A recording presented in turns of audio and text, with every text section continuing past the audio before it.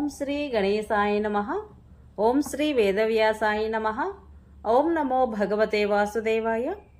మహాభారత గ్రంథ పారాయణలో భాగంగా ఈరోజు మనము 402వ రోజుకు చేరుకున్నాము.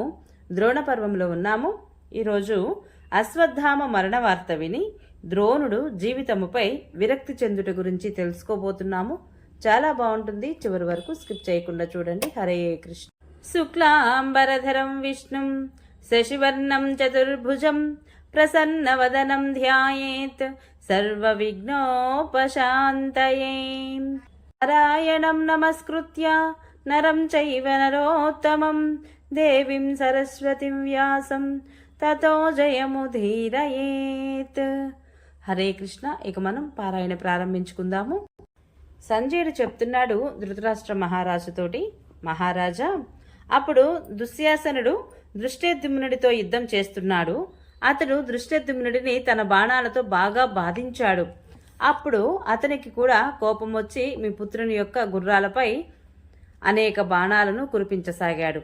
ఒక్క క్షణంలో కురిసిన బాణ సముదాయంతో దుశ్శాసనుడి రథము కప్పబడిపోయి ధ్వజము సారథితో పాటుగా కనుమరుగైంది.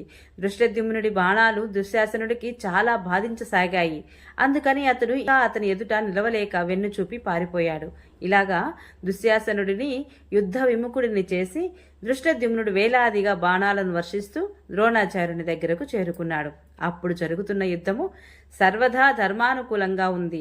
ఎవరూ నిరాయుధుడిని దెబ్బ కొట్టేవారు కాదు. ఆ యుద్ధంలో కర్ణి, నాళీకము, విషం పూసిన బాణము, వాస్తీకము, సూచి, కపీసము, ఆవు లేదా ఏనుగు ఎముకలతో చేసిన బాణము, 2 పళ్ళు కలిగిన అపవిత్రమైన లేక వంకరటించిన బాణము, వీటన్నింటినీ ప్రయోగించేవారు కాదు. అందరూ కూడా ధర్మయుక్తమైన యుద్ధం చేసి ఉత్తమ లోకాలను, మంచి కీర్తిని పొందాలనే అనుకునేవారు. ఇంతలో సాత్యకి, దుర్యోధనులు తారసపడ్డారు. వారు ఇద్దరూ నిర్భయులై పోరాడసాగారు. వెంటనే చిన్నప్పటి సంగతులు గుర్తుకు తెచ్చుకొని పరస్పరం ప్రేమగా చూసుకుంటూ నవ్వుకోసాగారు.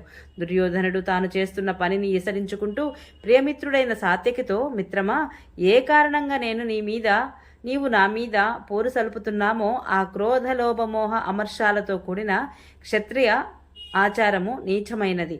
నీవు నాకు ప్రాణం కంటే మిన్న. నా మీద కూడా నీకు అటువంటి ప్రేమ. కానీ నేడు ఈ యుద్ధ భూమిలో మనము అది అంతా మరిచిపోయాము.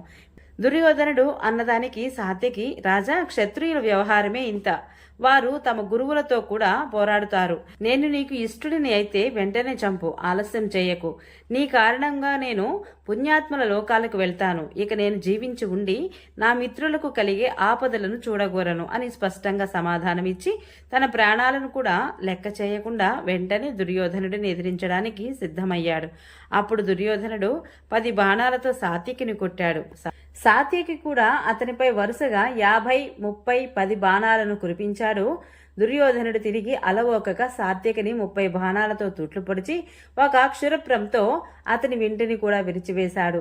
సాత్యకి ఇంకొక ధనస్సు తీసుకొని హస్తలాఘవం చూపుతూ మీ పుత్రునిపై బాణాల జడివాన కురిపించసాగాడు. దుర్యోధనుడు ఆ బాణాలను తన సాయకాలతో ముక్కలు చేసి 73 బాణాలతో సాత్యకిని వేధించాడు. తిరిగి అతడు వింటిని ఎక్కుపెట్టగానే సాత్యకి అతని ధనస్సును ఖండించి అనేక బాణాలతో అతనిని కూడా గాయపరిచాడు. దుర్యోధనుడు బాధతో ఆక్రందిస్తూ ఇంకొక రథం ఎక్కాడు. కొద్దిసేపటికి ఆ బాధ కొద్దిగా తగ్గగానే సాత్యకి రథం మీద బాణాలు కురిపిస్తూ అతడు మళ్లీ ముందుకు వచ్చాడు. అలాగే సాత్యకి కూడా దుర్యోధనుడి రథంపై బాణాలు కురిపించాడు. తిరిగి ఇద్దరి మధ్య భయంకరమైన యుద్ధం ఆరంభమైంది. అక్కడ సాత్యకిదే పై చేయి కావడం చూసి కర్ణుడు మీ పుత్రుని రక్షణ కోసం వెంటనే అక్కడికి వచ్చాడు. భీమసేనుడు దీనిని సహించలేకపోయాడు. అతడు కూడా బాణవృష్టి కురిపిస్తూ వెంటనే అక్కడికి వచ్చి పడ్డాడు. కర్ణుడు అలవోకగా వాడి బాణాలు వేసి భీమసేనుడి ధనస్సును, బాణాన్ని ఖండించి వేశాడు. అతని సారథిని కూడా చంపివేశాడు. భీమసేనుడు కోపం పట్టలేక గదతో శత్రువు యొక్క ధనస్సును, ధ్వజాన్ని, సారథిని, రథచక్రాలను నాశనం చేశాడు. కర్ణుడు దీనిని సహించలేకపోయాడు. రకరకాల అస్త్రాలను, బాణాలను ప్రయోగిస్తూ భీమునితో పోరాడసాగాడు. అలాగే భీమసేనుడు కూడా కుపితుడై కర్ణుడితో యుద్ధం చేయసాగాడు. ఇంకొక వైపు ద్రోణాచార్యుడు దృష్టద్యుమ్నాది పాంచాలి వీరులను బాధించసాగాడు. అది ద్రోణాచార్యుడు సేనా నాయకత్వం వహించిన 5వ రోజు. అతడు నిలువెల్లా కోపంతో మండిపడుతూ పాంచాల వీరులను దారుణంగా సంహరిస్తున్నాడు. శత్రువులు కూడా ధైర్యవంతులే. వారు అతనితో యుద్ధం చేస్తూ ఏ మాత్రం భయపడడం లేదు. పాంచాల వీరులు చనిపోవడము, ద్రోణుడు ప్రబలంగా ఉండడము చూసి పాండవులకు చాలా భయం కలిగింది.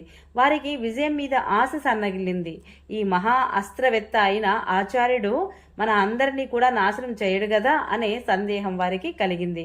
కుంతిపుత్రులు భయపడడం చూసి శ్రీకృష్ణ భగవానుడు, పాండవులారా, ద్రోణాచార్యుడు ధనుర్ధరులలో ఉత్తమోత్తముడు. అతని చేతిలో ధనువు ఉన్నంత వరకు అతనిని ఇంద్రాది దేవతలు కూడా గెలవలేరు. అతడు ఆయుధం పడవేస్తేనే ఏ మనుష్యుడు అయినా అతనిని చంపగలుగుతాడు. అశ్వత్థామ చనిపోయాక అతడు యుద్ధం చేయడని నేను అనుకుంటున్నాను. కాబట్టి ఎవరైనా వెళ్లి అతనికి అశ్వత్థామ మరణ వార్త తెలపండి అని సూచించాడు. మహారాజా, అర్జునుడికి ఈ విషయం ఎంత మాత్రం నచ్చలేదు. కానీ మిగిలిన వారందరికీ పరికిస్తూ ఉండిపోయారు. యుధిష్ఠిరుడు మాత్రము అతి కష్టం మీద ఈ మాటకు అంగీకరించాడు. మాళవరాజు ఇంద్రవర్మ దగ్గర ఒక ఏనుగు ఉంది. దాని పేరు అశ్వత్థామ. తన సైన్యంలోనిదే అయినా ఆ ఏనుగును భీమసేనుడు గదతో మోది చంపి సంకోచిస్తూనే ద్రోణాచార్యుని ఎదుటికి వెళ్లి బిగ్గరగా అశ్వత్థామ చచ్చిపోయాడు అని హడావుడి చేయసాగాడు. మనస్సులో ఆ ఏనుగును ఉద్దేశించి భీముడు ఈ అబద్ధమాడాడు. ఈ అప్రేమైన వార్తను విన్న వెంటనే ద్రోణాచార్యుడు వాడిపోయాడు. అతని శరీరము పట్టి సడలిపోయింది. కాని అతనికి తన పుత్రుని బలం సంగతి తెలుసు. అందుకని అతడు ఇది అబద్ధమేమో అని సందేహించాడు. అయినా ధైర్యం కోల్పోకుండా అతడు దృష్టద్యుమ్నుడిపై దాడి చేసి 1000 బాణాలను కురిపించాడు. ఇది చూసి 20,000 మంది పాంచాల యోధులు నలువైపుల నుండి బాణాల జడివాన కురిపిస్తూ ద్రోణాచార్యుడిని కప్పివేశాడు.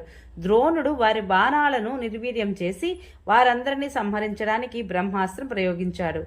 ఆ అస్త్రము పాంచాలుల శిరస్సును, భుజాలను నరికి పడవేయసాగింది. మరణించిన ఆ వీరుల శవాల నేలలపై అంతా పరుచుకున్నాయి. ఆచార్యుడు ఆ 20,000 మంది పాంచాల వీరులను మట్టుపెట్టేశాడు. ఆపై వసుధానుని శిరస్సును శరీరం నుండి వేరు చేశాడు. ఆ తరువాత 500 మంది మాత్స్యులను, 6,000 మంది సృంజయులను, 10,000 ఏనుగులను, 10,000 గుర్రాలను సంహరించాడు ద్రోణాచార్యుల వారు. ఈ రీతిగా క్షత్రియులను అంతమొందించడానికి ద్రోణాచార్యుడు దృఢంగా నిలిచి ఉండడంతో అగ్నిదేవుని ముందుంచుకొని విశ్వామిత్రుడు, జమదగ్ని, భరద్వాజుడు, గౌతముడు, వశిష్ఠుడు, కశ్యపుడు, అత్రిముని అతనిని బ్రహ్మలోకానికి తీసుకువెళ్లడానికి అక్కడికి విచ్చేశారు. వారి వెంట సికతుడు, పృస్ని, గర్గుడు, వాలకిల్యులు, భృగువు, అంగీరుడు మొదలైన వారు కూడా ఉన్నారు. వారంతా సూక్ష్మ రూపధారులై ఉన్నారు.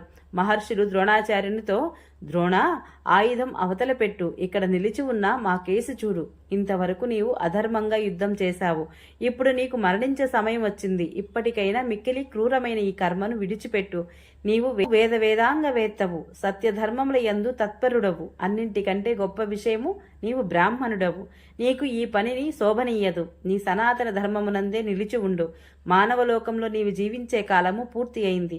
బ్రహ్మాస్త్రం తెలియని వారి మీద కూడా నీవు బ్రహ్మాస్త్రాన్ని ప్రయోగించావు. నీవు చేసిన ఈ పని మంచిది కాదు. ఈ అస్త్రశస్త్రాలన్నీ విసిరిపారేయి.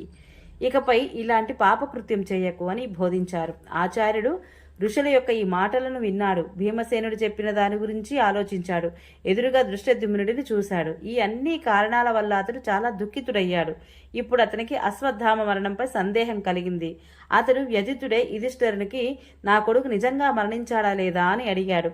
త్రిలోక రాజ్యాధిపత్యం పొందడానికైనా సరే యుధిష్ఠిరుడు అబద్ధం ఆడడని ద్రోణుడి మనస్సులో గట్టి నమ్మకము. బాల్యం నుండి అతని నిజాయితీ పట్ల ఆచార్యునికి విశ్వాసముంది.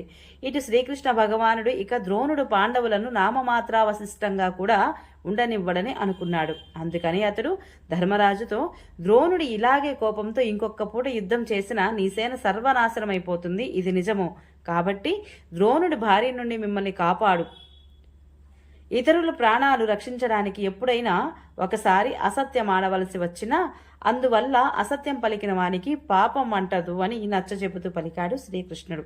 వారిద్దరూ ఇలా మాట్లాడుకుంటూ ఉండగానే భీమసేనుడు, మహారాజా, ద్రోణుడి వధకు ఉపాయం తెలుసుకొని నేను మీ సైన్యంలో తిరుగుతున్న మాలవనరేసుడు ఇంద్రవర్మ యొక్క అశ్వత్థామ అనే ఏనుగును చంపాను.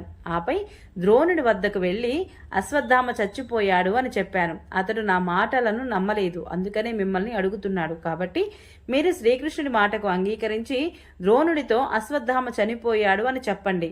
మీరు చెప్తే అతడు ఇంక యుద్ధం చేయడు. ఎందుకంటే మీరు సత్యవాదులు.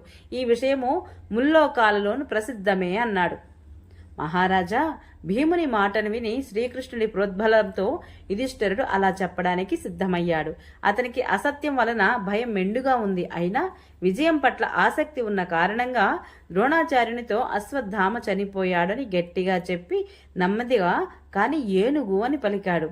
ఇంతకు ముందు యుధిష్ఠిరుడు రథం భూమికి 4 అంగుళాల పైన నడిచేది. ఆ రోజు అతని నోటి వెంట అసత్యం వెలువడగానే రథం నేలను తాకింది. మహారథి ద్రోణుడు యుధిష్ఠిరుని నోటి వెంట ఆ మాట విని పుత్రశోకంతో కుమిలిపోతూ బతకాలనే ఆశ వదిలేసుకున్నాడు. ఋషుడు చెప్పిన ప్రకారము తాను పాండవుల పట్ల తప్పు చేశానని అనుకోసాగాడు.